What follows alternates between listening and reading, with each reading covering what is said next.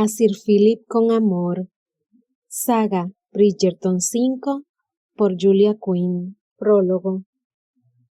Febrero 1823. Gloucestershire, Inglaterra. Resultó muy irónico que sucediera, precisamente en un día tan soleado, el primer día soleado en... ¿qué? 6 semanas seguidas de cielos encapotados acompañados de la ocasional nieve o lluvia. Hasta Philip, que se creía inmune a las inclemencias del tiempo, se había animado y había mostrado una sonrisa más amplia. Había salido afuera. Tenía que hacerlo. Era imposible quedarse adentro de casa en aquella magnífica explosión de sol. Y sobre todo, en medio de aquel invierno tan gris.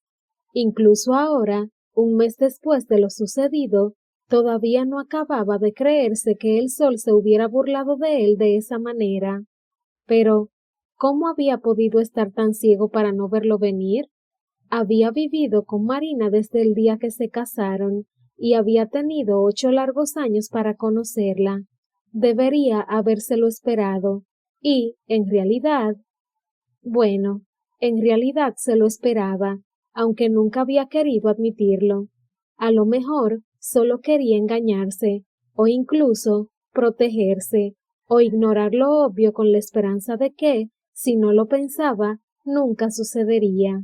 Pero sucedió, y encima, en un día soleado. Definitivamente, Dios tenía un sentido del humor muy particular. Miró el vaso de whisky que tenía en las manos y que, inexplicablemente, estaba vacío.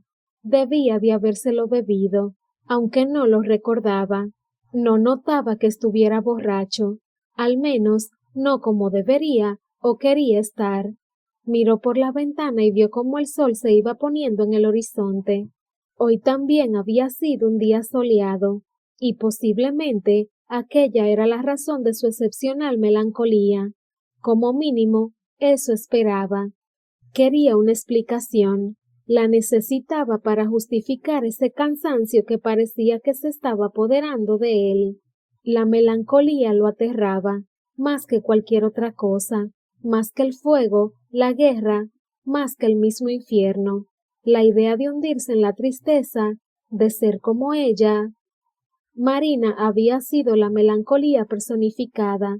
Toda su vida, o al menos la vida que él había conocido, había estado rodeada de melancolía. No recordaba el sonido de su risa, y de hecho, no estaba seguro de si alguna vez había reído. Había sido un día soleado y... cerró los ojos, aunque no supo si era para buscar ese recuerdo o para disiparlo. Había sido un día soleado y... Nunca creyó que volvería a sentir esa calidez en la piel, ¿verdad, Sir Philip? Philip Crane se giró hacia el sol y cerró los ojos mientras el sol le bañaba la piel.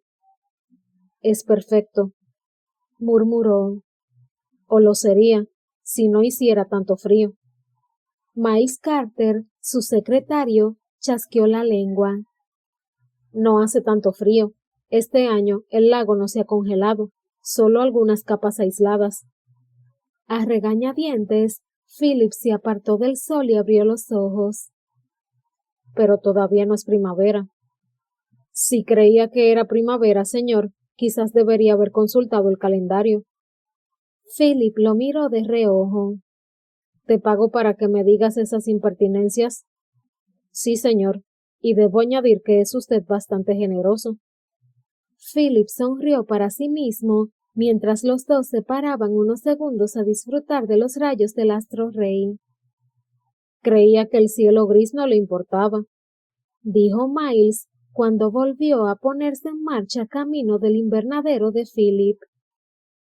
No me importa, respondió Philip, desplazándose con las ágiles zancadas de un atleta natural. Pero el hecho de que el cielo encapotado no me importe no significa que no prefiera el sol. Hizo una pausa, quedándose unos segundos pensativo. Dígale a la niñera Millsby que saque a los niños hoy. Necesitarán abrigos, bufandas y guantes, pero les irá bien que les toque el sol en la cara. Llevan demasiado tiempo encerrados. Como todos, murmuró Miles. Philip chasqueó la lengua. Es verdad. Miró hacia el invernadero. Debía ir a mirar la correspondencia, pero tenía que clasificar unas semillas y sinceramente no pasaría nada por arreglar los asuntos de la casa con Miles dentro de una hora. Vamos, le dijo a Miles. Ve a buscar a la niñera Millsby. Nos reuniremos en el despacho más tarde. Además, odias el invernadero. En esta época del año, no, respondió Miles. El calor se agradece. Philip arqueó una ceja y la dio la cabeza hacia Romney Hall. ¿Estás insinuando que mi casa solariega es fría? Todas las casas solariegas son frías. Eso es verdad, dijo Philip sonriendo. Miles le caía muy bien. Lo había contratado hacía 6 meses para que le ayudara con las montañas de papeleo y los detalles de la gestión de la pequeña finca que parecían que criaban encima de su mesa. Era bastante bueno, joven, pero bueno.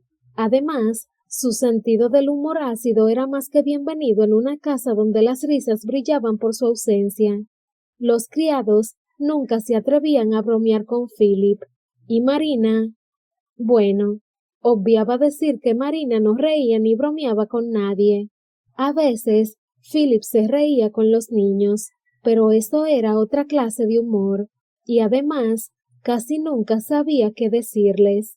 Lo intentaba, pero se sentía muy raro, demasiado grande, demasiado fuerte, si es que eso era posible, y enseguida los echaba de su lado y los enviaba con la niñera. Así era más fácil. Vamos, vete, dijo Philip, enviando a Miles a hacer lo que, posiblemente, debería hacer él. Hoy todavía no había visto a sus hijos y suponía que debería hacerlo, pero no quería arruinarles el día con algún comentario cruel que por lo visto no podía evitar. Ya se reuniría con ellos mientras estuvieran de paseo con la niñera Millsby. Eso sería una buena idea, porque podría enseñarles alguna planta y hablarles de ella, y así todo sería más fácil. Philip entró en el invernadero y cerró la puerta, respirando agradable el aire húmedo. Había estudiado botánica en Cambridge, siendo el primero de su promoción, y en realidad habría enfocado su vida hacia la enseñanza si su hermano mayor no hubiera muerto en la batalla de Waterloo, dejando a Philip como único heredero de las tierras y caballero rural. A veces, incluso pensaba que la vida académica habría sido mejor. Después de todo, habría sido el único heredero de las tierras y caballero urbano. Al menos, ahora podía seguir dedicándose a la botánica con relativa tranquilidad. Se inclinó sobre la mesa de trabajo y examinó su último proyecto, una variedad de guisantes que estaba intentando cultivar para que crecieran más grandes en la vaina, aunque por ahora, nada. La última vaina no solo se había marchitado, sino que también se había vuelto amarilla, que no era en absoluto el resultado deseado. Frunció el ceño, pero luego, mientras caminaba hacia el fondo del invernadero para ir a buscar más guisantes, sonrió. Si sus experimentos no daban resultado, nunca se preocupaba demasiado. En su opinión, la casualidad era la madre de la invención. Accidentes. Todo se reducía a accidentes. Ningún científico lo admitiría, por supuesto, pero casi todos los grandes inventos de la historia se produjeron mientras el científico estaba intentando solucionar otro problema totalmente distinto. Chasqueó la lengua mientras tiraba los guisantes marchitos a la basura. A este ritmo, a finales de año habría encontrado la cura para la gota. Vuelve al trabajo, se dijo. Se inclinó sobre la colección de semillas y las esparció en la mesa para poder verlas bien. Necesitaba la semilla perfecta para... Levantó la cabeza y miró por el cristal recién lavado. Le llamó la atención un movimiento en el bosque. Vio un destello rojo. Rojo. Philip sonrió y meneó la cabeza. debía de ser Marina. El rojo era su color preferido, aunque a él siempre le había extrañado mucho. Cualquiera que la conociera pensaría que preferiría los colores más oscuros y serios. La vio desaparecer por el bosquecillo y volvió al trabajo. Era muy raro que hubiera salido a dar un paseo. Últimamente apenas salía de su habitación. Philip se alegraba de que lo hubiera hecho. A lo mejor el paseo la animaba. No del todo, claro, ni siquiera el sol tenía la capacidad para hacerlo, pero, a lo mejor, un cálido y soleado día bastaría para alegrarla un poco y conseguiría hacerla sonreír. Solo Dios sabe que a los niños les iría de perlas. Iban a verla cada noche a su habitación, pero aquello no era suficiente, y Philip era consciente de que él no les estaba compensando aquella pérdida. Suspiró, sintiéndose culpable. Sabía que no era la clase de padre que necesitaban. Intentaba decirse que lo hacía lo mejor que sabía, que estaba haciendo bien lo único que se había propuesto, no ser como su padre, pero aún así sabía que no era suficiente. Con movimientos decididos se apartó de la mesa de trabajo. Las semillas podían esperar, posiblemente sus hijos también, pero eso no quería decir que debieran hacerlo. Además, ese paseo por el bosque deberían hacerlo con él, y no con la niñera Milsby, que no sabía distinguir entre los árboles caducifolios y las coníferas, y seguramente les diría que una rosa era una margarita, y volvió a mirar por la ventana, recordándose que era febrero. Seguramente la niñera Milsby no encontraría ninguna flor en el bosque con el tiempo que había hecho, y, además, eso no era excusa. Era él quien debía llevarlos de paseo. Era una de esas actividades que hacían los niños que se le daba verdaderamente bien, y no debía eludir la responsabilidad. Salió del invernadero y cuando apenas había recorrido un tercio del camino hasta la casa, se detuvo. Si iba a acompañar a los niños, debería llevarlos a ver a su madre. La echaban mucho de menos a pesar de que, cuando estaban con ella, solo les acariciara la cabeza. Sí, tenía que encontrar a Marina. Aquello les iría mucho mejor que un paseo por el bosque. Pero sabía, por experiencia, que no debía fiarse de ella. El hecho de que hubiera salido de casa no quería decir que se encontrara bien, y odiaba que los niños la vieran en plena crisis. Dio la vuelta y se dirigió hacia el bosquecillo por donde había desaparecido su mujer hacía solo unos instantes. Caminaba el doble de prisa que ella, así que no tardaría mucho en encontrarla y asegurarse de que estaba de buen humor. Después podría llegar a la habitación de los niños antes de que estuvieran preparados para salir con la niñera Milsby. Caminó por el bosque, siguiendo las huellas de Marina. El suelo estaba blando por la humedad y su mujer debía de llevar botas pesadas, porque la suela y el tacón estaban perfectamente definidos. Lo llevaron por el camino hacia el otro lado del bosquecillo, y luego por un camino cubierto de hierba. Maldita sea, susurró Philip, aunque la brisa casi le impidió escuchar sus propias palabras. Era imposible seguir las huellas por la hierba. Se colocó una mano a modo de visera para protegerse los ojos del sol y buscó algún destello rojo.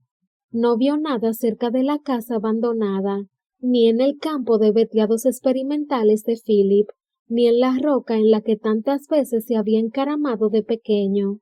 Se giró al norte, forzando la vista hasta que la localizó. Iba hacia el lago. El lago.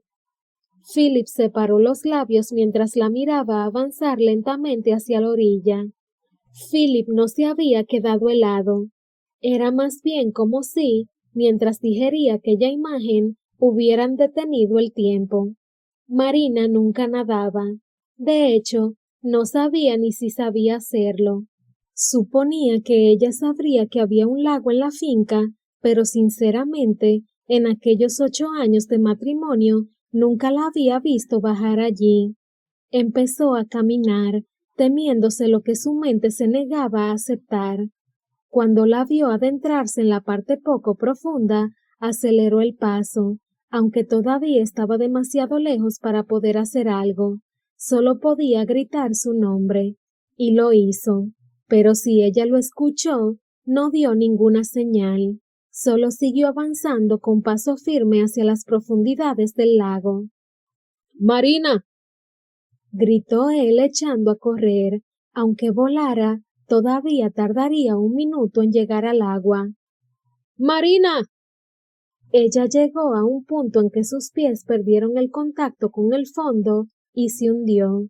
Desapareció debajo de la superficie gris brillante, aunque la capa roja flotó unos instantes encima del agua antes de empaparse y hundirse. Philip la llamó otra vez, pero era imposible que lo escuchara. Bajó la pendiente a trompicones y resbalando, y cuando llegó a la orilla, tuvo el suficiente aplomo para quitarse el abrigo y las botas antes de meterse en aquella agua congelada. Marina llevaba ahí abajo poco más de 1 minuto. Philip sabía que era imposible que se hubiera ahogado, pero cada segundo que tardara en encontrarla sería un segundo menos antes de la muerte de su mujer. Se había metido en el lago muchas veces y sabía perfectamente dónde empezaba a ser profundo. Nadó con brazadas amplias hasta ese punto crítico sin darse cuenta de la resistencia de la ropa al agua. Sabía que podía encontrarla. Tenía que encontrarla antes de que fuera demasiado tarde. Se zambulló en el agua, buscando a Marina debajo de las aguas revueltas. Seguro que había llegado al fondo y había levantado barro, porque el agua estaba sucia y aquellas opacas nubes de suciedad le impedían ver con claridad. Pero al final, a Marina la salvó su predilección por el color rojo. Cuando Philip localizó la capa, nadó hacia allí a toda velocidad. Ella no se resistió cuando la subió hacia la superficie. De hecho, estaba inconsciente y solo era un peso muerto en sus brazos. Cuando salieron, Philip tuvo que llenarse varias veces los pulmones que le dolían mucho. Durante unos instantes, solo pudo concentrarse en respirar porque el cuerpo le decía que, antes de poder salvar a nadie, tenía que recuperarse. Entonces, la llevó hasta la orilla, con cuidado de mantenerle la cabeza fuera del agua, aunque parecía que no respiraba. Al final, cuando llegaron a la orilla, Philip la dejó encima de la zona cubierta de tierra y piedras que separaba el lago de la hierba, y con movimientos rápidos intentó comprobar si respiraba, pero no le salía nada de aire de la boca. No sabía qué hacer. Jamás se había imaginado que tendría que salvar a alguien a punto de ahogarse, de modo que hizo lo que le pareció de mayor sentido común. La colocó encima de sus rodillas boca abajo y le dio unos golpecitos en la espalda. Al principio no pasó nada, pero después de la cuarta sacudida, Marina tosió y escupió un poco de agua sucia. Philip le dio la vuelta enseguida. «Marina», preguntó nervioso y dándole unas suaves cachetadas. «Marina». Ella volvió a toser y empezó a temblar y a sufrir pequeños espasmos, y entonces empezó a respirar, porque, aunque la mente quería otra cosa, los pulmones la obligaron a vivir. «Marina», dijo Philip aliviado. «Gracias a Dios». No la quería, nunca la había querido, pero era su mujer, la madre de sus hijos, y debajo de esa coraza de pena y desesperación era una buena persona. Puede que no la quisiera, pero tampoco deseaba su muerte. Marina parpadeó, un poco perdida, hasta que poco a poco se fue dando cuenta de dónde estaba y de con quién estaba, y suspiró. «No». «Tengo que llevarte a casa», dijo él muy seco, incluso sorprendido de la rabia que le había provocado esa palabra. No. ¿Cómo se atrevía a rechazar su ayuda? ¿Acaso iba a rendirse por estar triste? ¿Podía más la melancolía que sus 2 hijos? En la balanza de la vida, ¿Un mal día pesaba más que lo mucho que unos niños necesitaban a su madre? Nos vamos a casa, gruñó él levantándola de manera bastante brusca. Ahora estaba respirando bien, y obviamente volvía a estar en perfecto uso de sus facultades, por alteradas que estuvieran. No había razón para tratarla como a una flor delicada. No, dijo ella entre sollozos. Por favor, no quiero, no quiero, no puedo. Vienes a casa conmigo, dijo él con firmeza, haciendo caso omiso del frío que le estaba convirtiendo la ropa mojada en hielo y del duro suelo lleno de piedras donde pisaba con los pies descalzos. No puedo, susurró ella, con lo que parecían sus últimas fuerzas, y, mientras Philip la llevaba a casa, solo podía pensar en lo acertadas que eran esas palabras. No puedo. En cierto modo, parecían el resumen perfecto de la vida de Marina. Al caer la noche, todos tuvieron bastante claro que la fiebre conseguiría lo que el lago no había podido. Philip había llevado a Marina a casa lo más rápido posible y con la ayuda del ama de llaves, la señora Horley, le habían quitado la ropa empapada y habían intentado hacerle entrar en calor envolviéndola en el edredón de oca que, 8 años atrás, había sido la pieza central de su ajuar. ¿Qué ha pasado?, preguntó la señora Horley cuando lo vio entrar por la puerta de la cocina. Había preferido evitar la entrada principal para evitar que los niños los vieran, y además la puerta de la cocina estaba más cerca del camino. Se ha caído en el lago, respondió él con brusquedad. La señora Horley lo miró con recelo y al mismo tiempo compasión, y en ese momento Philip se dio cuenta de que la mujer sabía perfectamente lo que había pasado. Llevaba en aquella casa desde que los Crane se habían casado, tiempo suficiente para conocer las crisis de Marina. Después de meter a Marina en la cama, lo había echado de la habitación y le había dicho que se fuera a cambiar si no quería enfermar él también. Sin embargo, inmediatamente después había vuelto al lado de su mujer, como marido, y aunque se sintiera culpable por pensarlo, era el lugar que le correspondía, un lugar que había estado evitando esos últimos años. Estar al lado de Marina era deprimente, era muy difícil, pero ahora no era el momento de eludir sus responsabilidades, así que se quedó junto a su cama todo el día y toda la noche. Le secaba el sudor de la frente de vez en cuando, y cuando estaba más tranquila, intentaba hacerle tragar un poco de caldo tibio. Le dijo que luchara, aunque sabía perfectamente que no lo escuchaba. Al cabo de 3 días, murió. Era lo que ella quería, pero aquello no sirvió de nada cuando Philip tuvo que sentarse delante de sus hijos, una pareja de gemelos que acababan de cumplir 7 años, para intentar explicarles que su madre se había ido. Se sentó con ellos en la sala de juegos, aunque era demasiado grande para esas sillas de niños. Pero, de todos modos, se encogió como pudo, se encajó en una de ellas y se obligó a mirar a sus hijos a los ojos mientras se lo decía de la mejor manera posible. No dijeron demasiado, algo sorprendente en ellos, aunque no parecieron muy sorprendidos, y eso dejó muy intrigado a Philip. Lo siento, consiguió decir al final de su discurso. Los quería mucho, y les había fallado muchas veces. Si apenas sabía cómo hacerles de padre, ¿cómo demonios se suponía que debía asumir también el papel de madre? No es culpa tuya, dijo Oliver clavando sus ojos marrones en los de su padre. Fue ella la que se cayó al lago, ¿no? Tú no la tiraste. Philip asintió porque no sabía demasiado bien cómo responder. ¿Es feliz ahora?, preguntó Amanda despacio. Creo que sí, dijo Philip. Ahora los estará viendo a todas horas desde el cielo, así que debe de ser muy feliz. Los gemelos se quedaron pensando en aquellas palabras unos segundos. Ojalá sea feliz, dijo Oliver al final, con una voz más decidida que su rostro. A lo mejor allí ya no llorará. Philip sintió un nudo en la garganta. Nunca se había dado cuenta de que los niños podían oír cómo su madre lloraba. Lo solía hacer bastante tarde, y aunque la habitación de los niños estaba justo encima de la suya, Philip siempre había supuesto que, cuando ella lloraba, ellos ya debían de estar dormidos.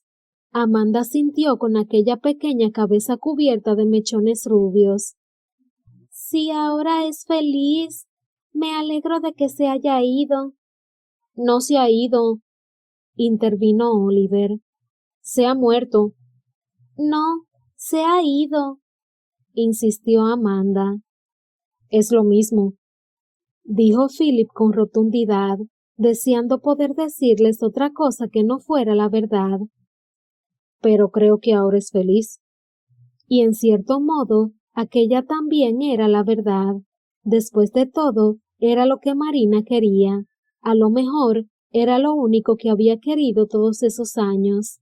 Los niños se quedaron en silencio un buen rato, sentados al borde de la cama de Oliver, observando el balanceo de sus piernas.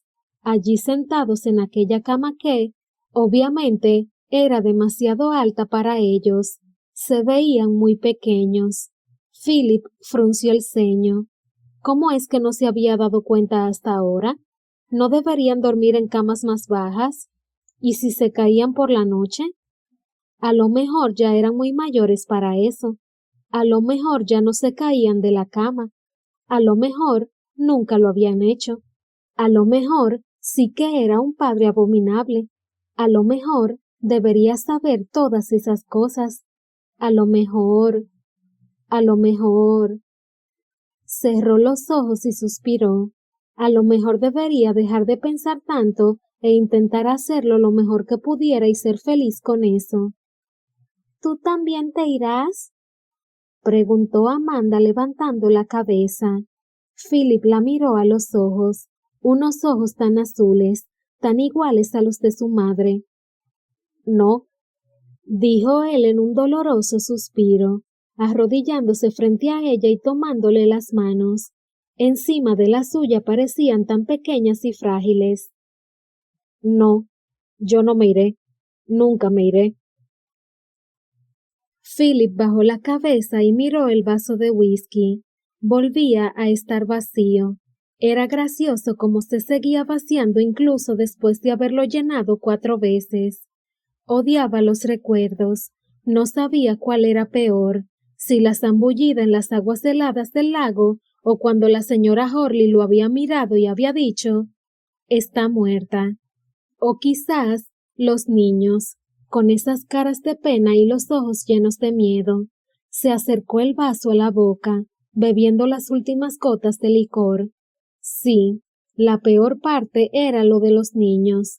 Les había dicho que jamás los dejaría, y no lo había hecho, ni lo haría, pero su mera presencia no era suficiente. Necesitaban más. Necesitaban a alguien que supiera serles de madre o de padre, que supiera hablar con ellos, entenderlos y educarlos. Y, como no podía buscarles otro padre, supuso que debería buscarles otra madre, aunque todavía era muy pronto. Claro, no podía volver a casarse hasta que hubiera pasado el periodo de luto, pero eso no significaba que no pudiera empezar a buscar. Suspiró y se hundió en la butaca. Necesitaba una esposa, cualquiera. No le importaba qué aspecto tuviera. Tampoco le importaba si tenía dinero, ni si sabía sumar mentalmente, si hablaba francés o montaba a caballo. Solo tenía que ser una persona alegre. ¿Era pedir demasiado para una esposa? ¿Una sonrisa, al menos una vez al día? Incluso, quién sabe, escuchar el sonido de su risa. Y tenía que querer a los niños, o como mínimo, hacerlo ver de manera tan convincente que ellos no se dieran cuenta.